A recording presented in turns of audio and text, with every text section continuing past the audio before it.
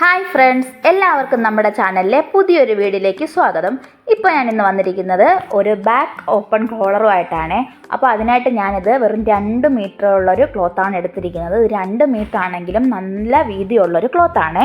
അപ്പോൾ ഞാൻ 2 മീറ്ററാണ് എടുത്തിട്ടുള്ളത്. അതിൻ്റെ കൂടെ എൻ്റെ ലൈനിങ്ങും എടുത്തിട്ടുണ്ട്. അപ്പോൾ നമുക്കിനി ഇത് എങ്ങനെയാണോ ഇടുന്നത് അതുപോലെ നമുക്ക് വിരിച്ചൊക്കെ ഇടാവേ. ഇപ്പം ഞാനതിൻ്റെ യോക്ക് പാർട്ടാണ് എടുത്ത് കട്ട് ചെയ്ത് വെച്ചിരിക്കുന്നത്. 14 ഇഞ്ചിലാണ് അതിൻ്റെ യോക്കിൻ്റെ ലെങ്ത് കൊടുത്തിരിക്കുന്നത്. വിഡ്ത്ത് 10 ഇഞ്ചിലാണ്. ഇതൊരു ലാർജ് മീഡിയം വരെ ഉള്ളവർക്കൊക്കെ ഇടാവുന്ന ഇതിലാണ്. ഇനി നമ്മുടെ ഷോൾഡർ എത്രയാണോ ആ ഷോൾഡർ അങ്ങ് അടയാളപ്പെടുത്തുക. 7 ഇഞ്ചാണ് ഞാൻ ഷോൾഡർ അടയാളപ്പെടുത്തുന്നത്. 7 ഇഞ്ചെന്ന് പറഞ്ഞാൽ 1/2 ഇഞ്ച് കൂട്ടിയിട്ടാണ്. നമ്മളെപ്പോഴും കോളറുകൾ സ്റ്റിച്ച് ചെയ്യുമ്പോൾ നമ്മുടെ യഥാർത്ഥ ഷോൾഡറിനെക്കാളും 1/2 ഇഞ്ച് കൂട്ടി വേണം എടുക്കേണ്ടത്. അപ്പോൾ എൻ്റെത് 6.5 ആയിരുന്നു. അതിൻ്റെ കൂടെ ഞാൻ 1/2 ഇഞ്ച് കൂട്ടിയെടുത്തതാണ്. എന്നിട്ട് താഴേക്ക് നമ്മുടെ ചെസ്റ്റിൻ്റെ ഭാഗമൊക്കെ വരച്ചെടുത്തിട്ടുണ്ട്. ഇനി നമുക്ക് ആം ഹോളിൻ്റെ ഭാഗം ഒന്ന് കർവ് ചെയ്ത് വരയ്ക്കണം. അതിനു മുമ്പായിട്ട് നമ്മുടെ ചെസ്റ്റ് എത്രയാണോ അത് അടയാളപ്പെടുത്തുക. പ്ലസ് അതിൻ്റെ കൂടെ തയ്യൽ തുമ്പും കൂടെ ആഡ് ചെയ്യണേ. ഇനി ആം ഹോള് വരയ്ക്കുന്നതിന് വേണ്ടി നമ്മൾ ആ ഒരു വര താഴോട്ട് 7 ഇഞ്ച് തന്നെ അടയാളപ്പെടുത്തിയിട്ടുണ്ടല്ലോ, അതിൻ്റെ പാതി കാണുക. എന്നിട്ട് അവിടുന്ന് ആ ഒരു കർവ് ഒരു പോയിൻ്റ് ഉണ്ടല്ലോ, ആ പോയിൻ്റ് ഭാഗത്തു നിന്നും 1.5 ഇഞ്ച് അടയാളപ്പെടുത്തിയിട്ട് ഇങ്ങനെ ഒന്ന് കർവ് ചെയ്ത് വരച്ചു കൊടുക്കാം. അതുപോലെ തന്നെ ഫ്രണ്ട് ഭാഗത്തിന് വേണ്ടി ഒരു 1/2 ഇഞ്ച് കുഴിച്ചും വരച്ചു കൊടുക്കുക കേട്ടോ. ഇനി നമ്മുടെ താഴോട്ടുള്ള വേസ്റ്റ് ഭാഗവും അടയാളപ്പെടുത്തുക. അതിൻ്റെ കൂടെ തന്നെ എത്രയാണോ നിങ്ങളുടെ വണ്ണം അതിൻ്റെ കൂടെ തയ്യൽ തുമ്പും കൂടെ ആഡ് ചെയ്ത് വേണം അവിടെയൊക്കെ മാർക്ക് ചെയ്യേണ്ടത്. ഇനി കോളർ വെക്കുമ്പോൾ അതിൻ്റെ കൂടെ മസ്റ്റായിട്ടുള്ളൊരു കാര്യമാണ് നമ്മുടെ ഷോൾഡറിൻ്റെ സ്ലോപ്പ് വരയ്ക്കുക എന്നുള്ളത്. അപ്പോൾ ഞാനൊരു 1/2 ഇഞ്ച് ഷോൾഡറിൻ്റെ സ്ലോപ്പ് മാർക്ക് ചെയ്തിട്ടുണ്ട്. അതിനുശേഷം ബാക്ക് നെക്കാണ്, അതിന് 1/2 ഇഞ്ചാണ് അതിൻ്റെ ലെങ്ത് കൊടുത്തിരിക്കുന്നത്. 3 ഇഞ്ചാണ് നെക്കിൻ്റെ വിഡ്ത്ത് കൊടുത്തിരിക്കുന്നത്. ഫ്രണ്ടിലെ നെക്കിന് 3 ഇഞ്ചാണ് നെക്കിൻ്റെ ലെങ്ത് കൊടുക്കുന്നത്. അപ്പോൾ നമുക്ക് അവിടെ ഒന്ന് കുഴിച്ച് വരച്ച് കൊടുക്കാം. ബാക്ക് പാർട്ട് 1/2 ഇഞ്ചാണെന്ന് പറഞ്ഞല്ലോ. അതുപോലെ തന്നെ ഫ്രണ്ടിൽ 3 ഇഞ്ചുമാണ് നെക്കിൻ്റെ ലെങ്ത് എന്ന് പറയുന്നത്. ഇനി നമുക്ക് ബാക്ക് ഭാഗം ഞാൻ കട്ട് ചെയ്ത് മാറ്റിയിട്ടുണ്ട്. ഇത് ഷോൾഡറിൻ്റെ സ്ലോപ്പ് ബാക്കിനും ഫ്രണ്ടിനും ഒരുപോലെ തന്നെ വേണേ. ആ സ്ലോപ്പും കൂടെ വരച്ചെടുത്തിട്ട് അതും കൂടെ നമുക്കൊന്ന് കട്ട് ചെയ്ത് മാറ്റാം.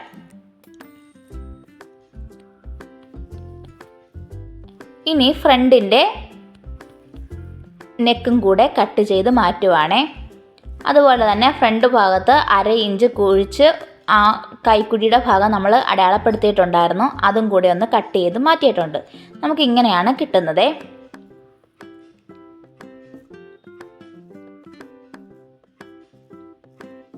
ഇനി നമ്മുടെ സ്ലീവിൻ്റെ ആ ഭാഗം കൂടെ ഒന്ന് കട്ട് ചെയ്ത് മാറ്റാവേ.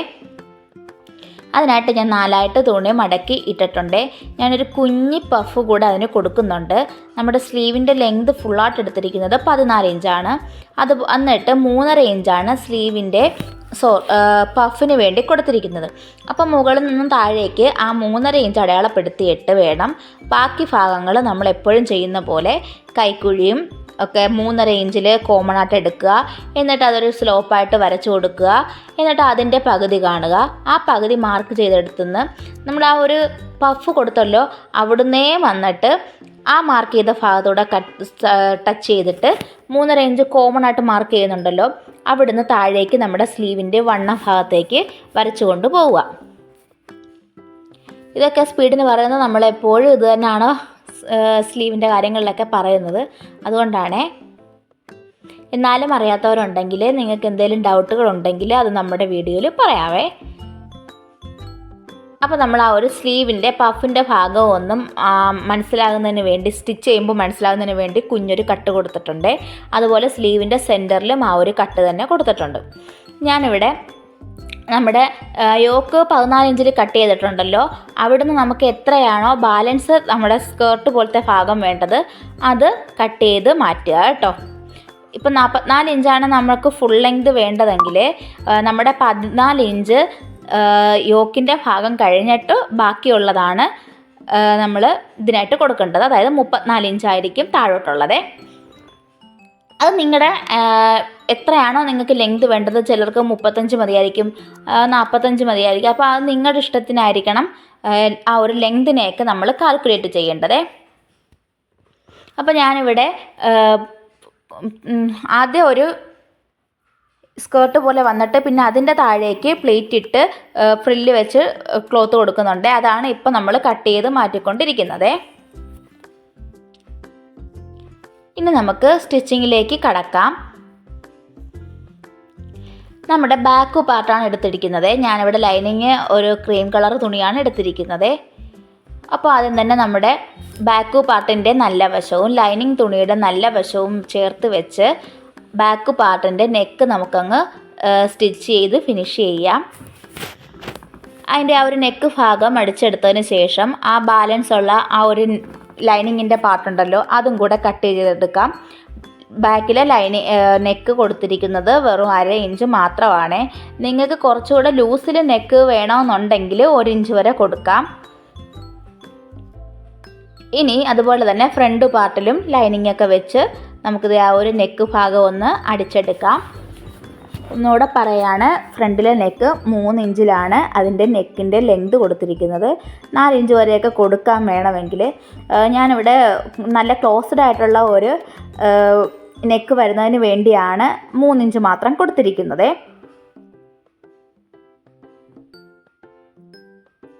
ഇനി ആ ഒരു നെക്ക് ഭാഗം ഒന്ന് പതിച്ചടിക്കാം.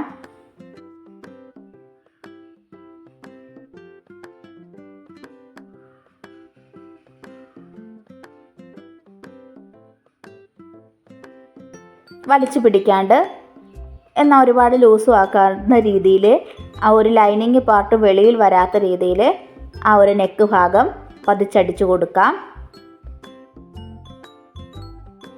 ഇനി ബാക്ക് പാർട്ടും ഫ്രണ്ട് പാർട്ടും തമ്മിൽ നമുക്കൊന്ന് ജോയിൻ ചെയ്തേക്കാം. അതിന് ബാക്ക് പാർട്ടിൻ്റെ നല്ല വശവും ഫ്രണ്ട് പാർട്ടിൻ്റെ നല്ല വശവും തമ്മിൽ ഷോൾഡറുകൾ തമ്മിൽ ജോയിൻ ചെയ്ത് വെച്ചിട്ട് നമുക്ക് സ്റ്റിച്ച് ചെയ്ത് കൊടുക്കാം. ഇവിടെ നമ്മൾ ജസ്റ്റ് അങ്ങ് ഒപ്പം വെച്ച് അങ്ങ് സ്റ്റിച്ച് ചെയ്യുന്നതേ ഉള്ളൂ. ഇവിടെ ഏറ്റക്കുറച്ചിലുകളൊന്നും പ്രശ്നമാകത്തില്ല. കാര്യം നമ്മൾ ഇനി അവിടെ ഒരു കോളറൊക്കെ കൂടെ അറ്റാച്ച് ചെയ്യുന്നതുണ്ട്. ഇനി നമ്മുടെ ബാക്ക് പാർട്ടിൻ്റെ ഓപ്പണിങ് ചെറുതായിട്ടാണല്ലോ കൊടുത്തിരിക്കുന്നത്. അപ്പോൾ നമ്മുടെ തല കയറാനായിട്ട് പ്രയാസമായിരിക്കും. അപ്പോൾ നമ്മൾ കുട്ടികളുടെ ഫ്രോക്കിലൊക്കെ വെക്കുമല്ലോ ചെറിയൊരു ഹുക്കും അയ്യുമായിട്ടൊക്കെ ഉള്ള. അപ്പോൾ ആ രീതിയിൽ വെക്കുന്നതിന് വേണ്ടി ഞാനൊരു കുഞ്ഞൊരു പീസ് ഒരു ചതുരത്തിൽ ഒരു 5 ഇഞ്ച് ലെങ്തും 2 ഇഞ്ച് വിട്ടുമുള്ള ഒരു ക്യാൻവാസ് പേപ്പർ എടുത്തിട്ടുണ്ടായിരുന്നേ. അതിലേക്ക് ഒരു തുണിയുടെ നല്ല വശത്തേക്ക് മോശം വശത്തേക്ക് സ്റ്റിച്ച് ചെയ്ത് കൊടുക്കുവാണേ. അപ്പോൾ നമുക്കിത് ഇങ്ങനെയാണ് കിട്ടുന്നത്. ഇനി ആ ബാക്ക് പാർട്ട് എടുത്ത് വെക്കുക. അതിൻ്റെ സെൻറ്റർ നമ്മൾ നോട്ട് ചെയ്യുക കേട്ടോ. അതുപോലെ തന്നെ ഈ സ്റ്റിച്ച് ചെയ്തെടുത്ത ആ ഒരു ക്യാൻവാസ് വെച്ച ആ ക്ലോത്തിൻ്റെയും സെൻറ്റർ കാണുക. എന്നിട്ട് നമുക്ക് എവിടം വരെയാണോ സ്റ്റിച്ച് ചെയ്യേണ്ടതെന്ന് മനസ്സിലാകുന്നതിന് വേണ്ടി നമ്മൾ തുടക്കക്കാരൊക്കെ ആകുമ്പോൾ പെട്ടെന്ന് ആ ഒരു കാര്യം മനസ്സിലാകത്തില്ല. അപ്പോൾ അതിന് വേണ്ടി എവിടം വരെയാണോ സ്റ്റിച്ച് ചെയ്യേണ്ടതെന്നുള്ളതിന് ജസ്റ്റ് ഒരു ലൈൻ കൊടുത്താൽ മതിയേ. അപ്പോൾ രണ്ടിൻ്റെയും നല്ല വശങ്ങൾ തമ്മിൽ വെച്ചിട്ട് ആ ഒരു സെൻറ്റർ ഭാഗം തെന്നിപ്പോകാതിരിക്കാൻ വേണ്ടി അതിനെ സെക്യൂർ ചെയ്ത് പിന്നൊക്കെ കൊടുത്തതിന് ശേഷം നമുക്ക് എവിടം വരെയാണോ ആ ഒരു കട്ട് വേണ്ടത് അവിടം വരെ നമുക്കൊന്ന് സ്റ്റിച്ച് ചെയ്ത് കൊടുക്കാവേ.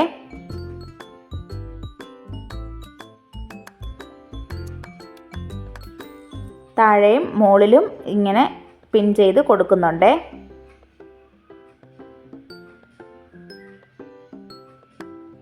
നമുക്കങ്ങ് താഴേക്ക് സ്റ്റിച്ച് ചെയ്യാം. നമുക്ക് എത്ര ഓപ്പണിംഗ് ആണോ വേണ്ടത്. കാര്യം ഇത് ഫ്രണ്ടിലും ആ ഒരു കോളർ വെക്കുമ്പോൾ നമ്മുടെ തല ഒട്ടും കയറാതെ വരും. അപ്പോൾ കഴിവതും കുറച്ചൊരു ലെങ്കിൽ തന്നെ ഞാൻ ആ ഒരു കട്ട് കൊടുക്കുന്നുണ്ട്. സിബ് വെക്കുന്നവർക്ക് വേണേൽ സിബും വെക്കാം. ഇനി ആ ഒരു സ്റ്റിച്ച് ചെയ്തിടം വരെ നമുക്കൊന്ന് കട്ട് കൊടുക്കാവേ. ആ ഒരു സ്റ്റിച്ച് കൊള്ളുന്നതിന് തൊട്ട് മുമ്പായിട്ട് കട്ട് കൊടുത്തിട്ട് ഇങ്ങനെ തിരിച്ചെടുക്കുന്നുണ്ട്. ആ തിരിച്ചെടുത്തതിന് ശേഷം ആ ഭാഗം നമുക്കൊന്ന് പതിച്ചടിക്കാം.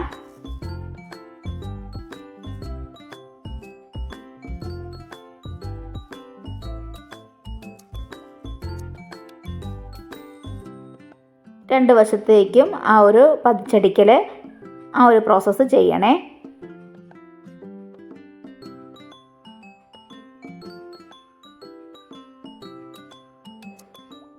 അപ്പോൾ നമുക്കിത് ആ ഒരു ബാക്ക് വശം ഇങ്ങനെ കിട്ടിയിട്ടുണ്ട്. ഇനിയാണ് നമ്മുടെ കോളറിൻ്റെ കട്ടിങ്ങിലേക്ക് കടക്കുന്നത്. നമ്മുടെ ആ ഒരു നെക്ക് ഭാഗം ഉണ്ടല്ലോ, ആ ഭാഗം എന്താ ഇങ്ങനെ സെൻറ്ററുകൾ തമ്മിൽ ജോയിൻ ചെയ്ത് നല്ല കറക്റ്റായിട്ടങ്ങ് വെക്കുക. അപ്പോൾ ക്യാൻവാസ് എടുത്തിരിക്കുന്നത് അത്യാവശ്യം വിഡ്ത്തും ലെങ്തുമുള്ള ഒരു ക്യാൻവാസ് ഷീറ്റാണ്. അത് ഫോൾഡ് ചെയ്താണ് ഞാനിപ്പോൾ വെച്ചിരിക്കുന്നത്. അപ്പോൾ ഫോൾഡ് ചെയ്ത വശത്തോട്ടാണ് നമ്മുടെ ആ ഒരു നെക്ക് ഭാഗം വെച്ചിരിക്കുന്നത്. എന്നിട്ട് ആ നെക്കിൻ്റെ ആ ഒരു ഷേപ്പിൽ നമുക്ക് ഒന്ന് ലൈൻ ചെയ്ത് കൊടുക്കാവേ. എങ്ങനെയാണോ ആ ഒരു നെക്കിൻ്റെ ഷേപ്പ് വന്നത് ആ രീതിയിലാണ് നമ്മൾ ഫോൾഡ് ചെയ്ത വശത്തുനിന്ന് വെച്ചിട്ട് വരച്ച് കൊടുക്കുന്നത്. എന്നിട്ട് താഴേക്ക് നമുക്ക് എത്രയാണോ കോളറിൻ്റെ വിഡ്ത്ത് വേണ്ടത് അതങ്ങോട്ട് മാർക്ക് ചെയ്യുക. ഞാനിവിടെ 1 ഇഞ്ചാണ് കൊടുക്കുന്നത്, 3/4 ഇഞ്ചും ഒക്കെ കൊടുക്കാം. അപ്പോൾ ആ 1 ഇഞ്ച് കണ്ടിന്യൂസ് നമ്മൾ അങ്ങോട്ടൊന്ന് മാർക്ക് ചെയ്യുക കേട്ടോ. എന്നിട്ട് ഒന്നുകൂടെ ഒന്ന് തന്നെ ആണോ ഒന്ന് കൺഫേം ചെയ്തേക്കണേ. എന്നിട്ട് ആ മാർക്ക് ചെയ്ത ഡോട്ടിലെല്ലാം കൂടെ നമുക്കൊന്ന് വരച്ച് കൊടുക്കാം. ഇനി നമുക്ക് ഈ ഭാഗം ഒന്ന് കട്ട് ചെയ്ത് മാറ്റണമേ.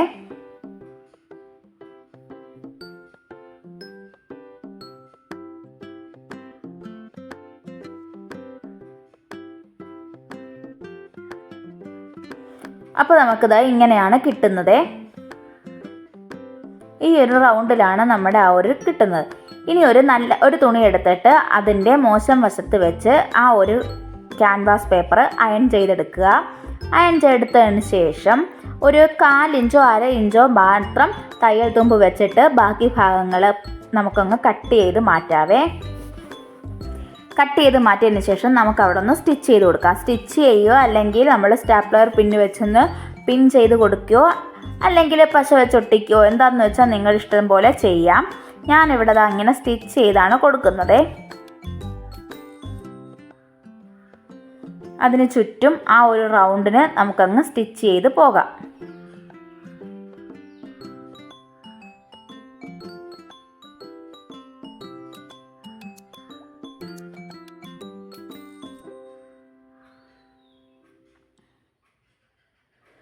ഇങ്ങനെ സ്റ്റിച്ച് ചെയ്തെടുത്തതിന് ശേഷം നമുക്ക് ഇതുപോലെ തന്നെ വേറൊരു ക്ലോത്തും കൂടെ എടുക്കുക. എന്നിട്ട് അതിൻ്റെ നല്ല വശവും നമ്മൾ ആ ക്യാൻവാസ് പേപ്പർ ഒട്ടിച്ചതിൻ്റെ നല്ല വശവും തമ്മിൽ ഒരുമിച്ച് വെച്ചതിന് ശേഷം ഞാൻ ദാ ഇപ്പോൾ സ്റ്റിച്ച് ചെയ്യുന്നത് കണ്ടോ, അതുപോലെ ആ ക്യാൻവാസ് പേപ്പറിൽ ജസ്റ്റ് തട്ടുന്ന രീതിയിൽ ആ ഒരു റൗണ്ട് ഫുള്ളും അങ്ങ് സ്റ്റിച്ച് ചെയ്ത് കൊടുക്കുക. ജസ്റ്റേ തട്ടുന്നുള്ളേ, അങ്ങനെ അങ്ങ് സ്റ്റിച്ച് ചെയ്ത് കൊടുക്കുക. എന്നിട്ട് നമുക്ക് ആ ഒരു അകഭാഗം ഉണ്ടല്ലോ, ആ അകഭാഗത്തെ ക്ലോത്തുകളൊക്കെ അങ്ങ് കട്ട് ചെയ്ത് മാറ്റാം.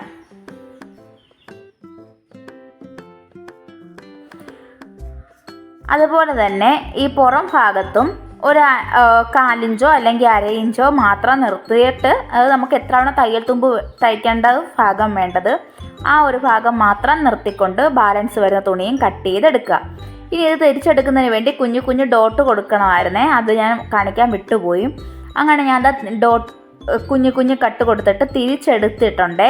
ഇനി ആ ഒരു കോളർ ഭാഗത്ത് നമുക്കൊന്ന് അടിയിലത്തെ തുണി ഇങ്ങനെ നന്നായിട്ട് വലിച്ചു പിടിച്ചിട്ട്, അതായത് ഫുള്ളായിട്ട് വലിച്ചെടുക്കരുത്, ആ ഒരു സ്റ്റിച്ചിൻ്റെ ഭാഗം നിർത്തിക്കൊണ്ട് വലിച്ചു പിടിച്ച് തയ്ച്ചെടുക്കുക. അപ്പോൾ നമുക്കത് ഇങ്ങനെ കിട്ടുവേ. എന്നിട്ട് അധികമായിട്ടുള്ള ക്ലോത്ത് ഭാഗം ഒന്ന് കട്ട് ചെയ്ത് മാറ്റുന്നുണ്ടേ. കാരണം നമുക്ക് കറക്റ്റിനുള്ള ആ ഒരു ക്ലോത്ത് മതി തയ്യൽ തുമ്പായിട്ട് അവിടെ, അല്ലെങ്കിൽ നമുക്ക് അധികം തുണി കിടക്കുമ്പോൾ കോളർ ഭാഗം ഇങ്ങനെ ചുളുങ്ങിയിരിക്കും. ഇനി നമുക്കിത് നമ്മുടെ മെയിൻ ക്ലോത്തിലേക്ക് സ്റ്റിച്ച് ചെയ്ത് കൊടുക്കാം. അതിനായിട്ട് നമ്മുടെ മെയിൻ ക്ലോത്തിൻ്റെ ചീത്ത വശമാണ് എടുത്തിരിക്കുന്നത്. എന്നിട്ട് അതിൻ്റെ ആ ഒരു നമ്മുടെ ഓപ്പണിംഗ് കൊടുത്തല്ലോ ബാക്കിൽ, ആ ഓപ്പണിംഗ് കൊടുത്ത ഭാഗം തൊട്ടേ നമുക്ക് ഇതുപോലെ ഇങ്ങനെ അടിച്ചു കൊടുക്കാവേ. ആദ്യം തന്നെ കെട്ടിട്ട് കൊടുക്കണം. ഈ സമയത്ത് നമ്മുടെ ആ ഒരു ക്യാൻവാസ് പേപ്പറിൽ തട്ടാതെ വേണം, അതൊന്ന് ജസ്റ്റ് പൊക്കി പിടിച്ചു വിട്ട് വേണം നമ്മൾ ആ ഒരു തയ്യൽ തുമ്പ് ഇട്ടിരുന്ന ക്ലോത്ത് ഉണ്ടല്ലോ അതുമായിട്ട് ചേർത്ത് വെച്ച് വേണം അടിച്ചു വരേണ്ടതേ.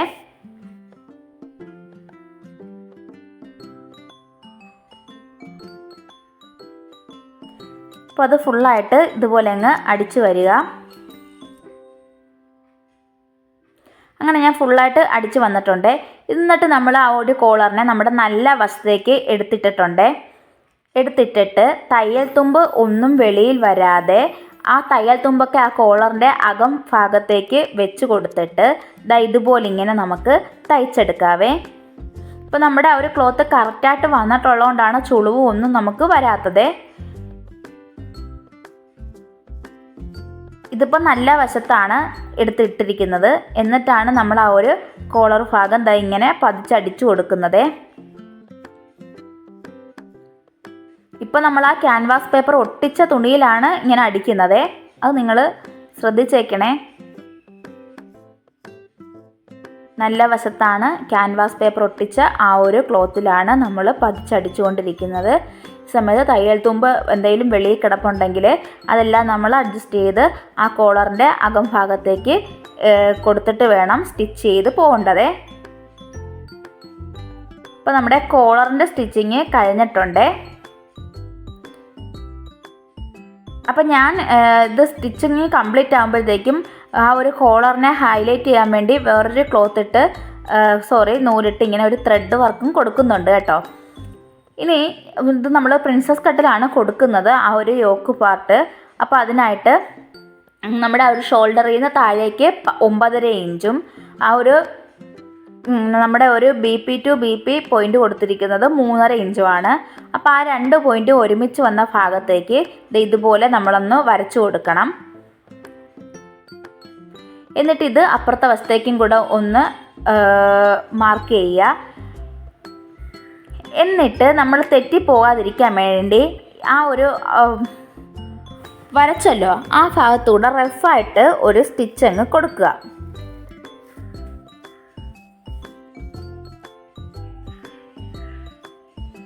ഇതുപോലെ മറ്റേ വശത്തും കൊടുക്കുക കേട്ടോ.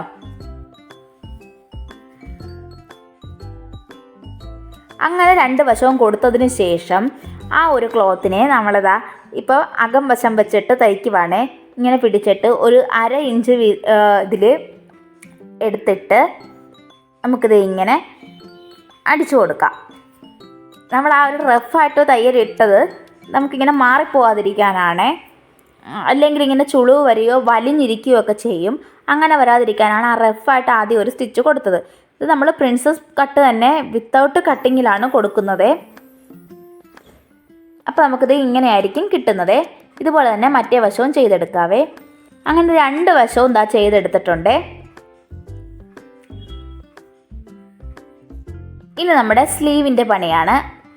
അപ്പോൾ അതിനായിട്ട് ആ ഒരു സ്ലീവിൽ നമുക്ക് റഫായിട്ട് ഒരു സ്റ്റിച്ച് കൊടുക്കാം. എന്നിട്ട് ആ റഫായിട്ട് കൊടുത്ത ആ ഒരു സ്റ്റിച്ചിൻ്റെ ഒരു ത്രെഡ് വലിച്ചെടുത്തിട്ട് നമുക്കിത് ഇങ്ങനെ ഒന്ന് ഓട്ടോമാറ്റിക്കലി അവിടെ ആ ഒരു പ്ലേറ്റ് വന്ന് വീഴുവേ.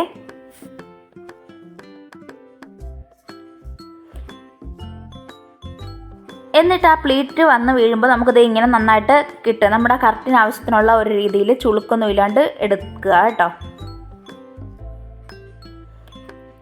ഈ സമയത്ത് തന്നെ അടിവശവും നമുക്കൊന്ന് സ്റ്റിച്ച് ചെയ്ത് കൊടുക്കാം.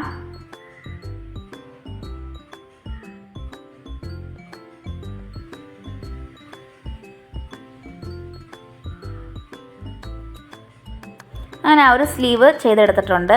ഇനി നമുക്ക് സ്ലീവിനെ ജോയിൻ ചെയ്യാം. മെയിൻ ക്ലോത്തിൻ്റെ നല്ല വശവും സ്ലീവിൻ്റെ നല്ല വശവും തമ്മിൽ സെൻറ്ററുകൾ തമ്മിൽ വെച്ചിട്ട് നമുക്കങ്ങ് താഴേക്ക് അടിച്ചു വരാവേ. ഈ സമയത്ത് നമ്മുടെ ആ ഒരു യോക്കിൻ്റെ ക്ലോത്തിൽ ആ ലൈനിങ് പീസൊക്കെ കറക്റ്റായിട്ട് അവിടെ വരുന്നുണ്ടോ എന്ന് ചെക്ക് ചെയ്യണേ.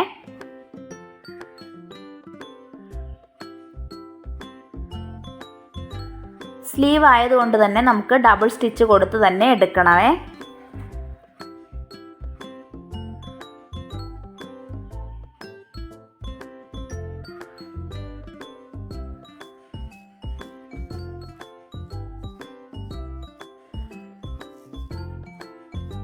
അങ്ങനെ ആ ഒരു സ്ലീവും ചെയ്തിട്ടുണ്ട്. അതുപോലെ തന്നെ മറ്റേ സ്ലീവും നമുക്ക് ചെയ്തെടുക്കണം. അപ്പോൾ നമ്മുടെ പഫ് ഇത് ഇങ്ങനെയാണ് വന്നിരിക്കുന്നത്. നല്ല ക്യൂട്ടായിട്ടുള്ളൊരു പഫാണ് വന്നിരിക്കുന്നത്. ഇനി എന്തുവാ, നമ്മുടെ സാധാ ചെയ്യുന്ന പോലെ തന്നെ സ്കേർട്ട് ഭാഗം പ്ലേറ്റ് ഇട്ട് എടുക്കുകയാണ്. എന്നിട്ട് അതിൻ്റെ സെൻറ്റർ മാർക്ക് ചെയ്യുക. യോക്ക് പാർട്ടിൻ്റെയും സെൻറ്റർ മാർക്ക് ചെയ്തിട്ട് സെൻറ്റർ തൊട്ട് നമ്മുടെ സ്ലീവ് എങ്ങനെയാണോ സ്റ്റിച്ച് ചെയ്യുന്നത് അതുപോലെ സെൻറ്ററിൽ നിന്ന് ഒരു വശത്തു നിന്നും അവിടെ നിന്ന് അതുപോലെ തന്നെ എതിർവശത്തേക്കും ഡബിൾ സ്റ്റിച്ച് ചെയ്ത് നമുക്ക് സ്റ്റിച്ച് ചെയ്ത് എടുക്കണമേ.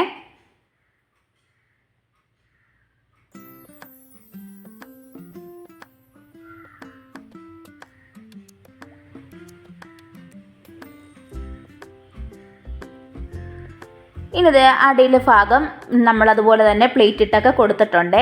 എന്നിട്ട് അടിവശം ഇതുപോലെ ആദ്യം ഒരു സ്റ്റിച്ച് മടക്കി പിന്നെ ഒരു മടക്കും കൂടെ ഫുള്ളായിട്ട് മടക്കിയിട്ട് നമുക്കങ്ങ് സ്റ്റിച്ച് ചെയ്ത് എടുക്കാം.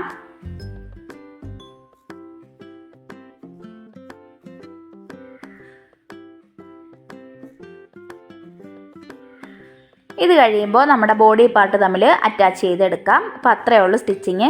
അപ്പോൾ നമ്മുടെ ഔട്ട്പുട്ട് ഇങ്ങനെയാണ് വന്നിരിക്കുന്നത്. ഞാൻ ആ ഒരു നെക്ക് ഭാഗത്ത് ഒരു റെഡ് നൂലിട്ടാണ് കേട്ടോ ഒരു സെപ്പറേഷൻ കൊടുത്തിരിക്കുന്നത്. ആ കോളറിനെ ഒന്ന് ഹൈലൈറ്റ് ചെയ്യിക്കാനാണ് പഫ് ഇങ്ങനെയാണ് വന്നിരിക്കുന്നത്. അപ്പോൾ ഇത്രയേ ഉള്ളൂ. നിങ്ങൾക്ക് വീഡിയോ ഇഷ്ടപ്പെട്ടിട്ടുണ്ടെങ്കിൽ ഉറപ്പായിട്ടും സബ്സ്ക്രൈബ് ചെയ്യണം, കമൻറ്റ് ചെയ്യണം. അപ്പോൾ ഇത്രയേ ഉള്ളൂ. അടുത്ത വീഡിയോ ആയിട്ട് വീണ്ടും വരാം. ബായ്.